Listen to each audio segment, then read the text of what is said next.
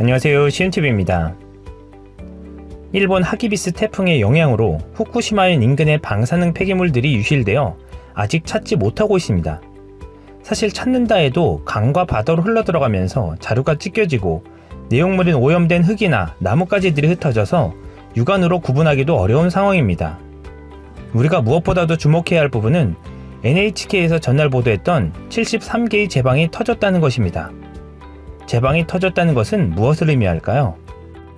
이미 제염 작업이 진행되었던 주민들이 사는 삶의 터전으로 방사능 흙과 물이 고스란히 흘러들어가 뒤섞였다는 이야기입니다. 사실상 방사능의 무방비 상태가 되었다고 봐도 과언이 아닐 것입니다. 그런데 유실물의 개수도 확인하지 못하고 있는 상황에서도 일본 정부는 안전하다는 말만 되풀이할 뿐입니다. 고이즈미 신지로 환경상은 예산위원회 참석 후 방사능 폐기물 자루가 몇 개나 유실됐느냐는 기자의 질문에 용기가 파손되지 않아 환경에 대한 영향은 없다라고 답했습니다. 그런데 트위터에 올라온 한 아사히 신문 기자가 찍은 사진 속에서는 상황이 달라 보입니다. 자루의 이곳저곳이 터지고 뒹굴러서 자루의 부피가 많이 줄어든 것을 볼 수 있습니다. 오염된 내용물이 밖으로 유출되었다는 이야기입니다. 이렇게 나뒹구는 자루 아래쪽에는 논이 위치해 있습니다.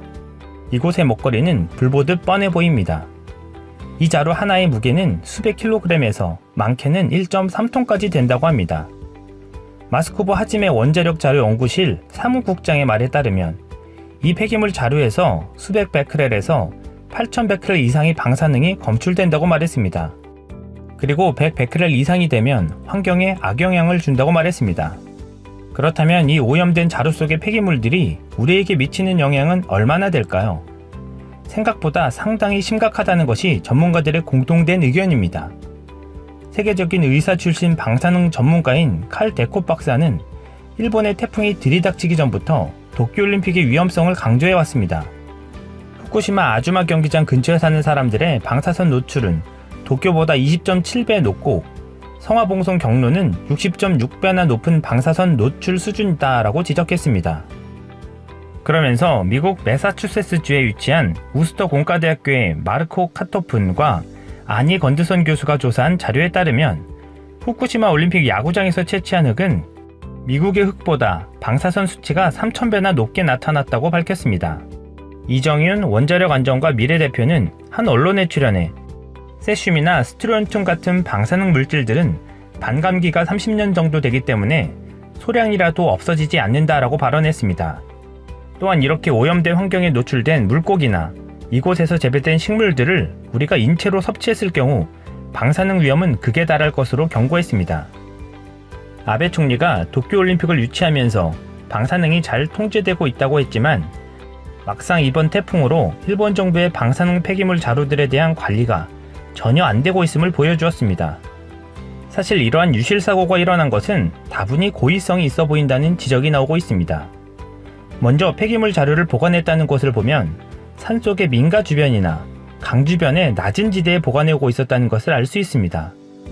1년에도 수십 차례 태풍이 오고 특히 이번엔 50년에 한 번이라는 호우가 예상되었는데도 이에 대한 재난에 대비했다기보다는 하천 근처에 방치해서 유실을 유도했다는 데 힘이 실리고 있습니다.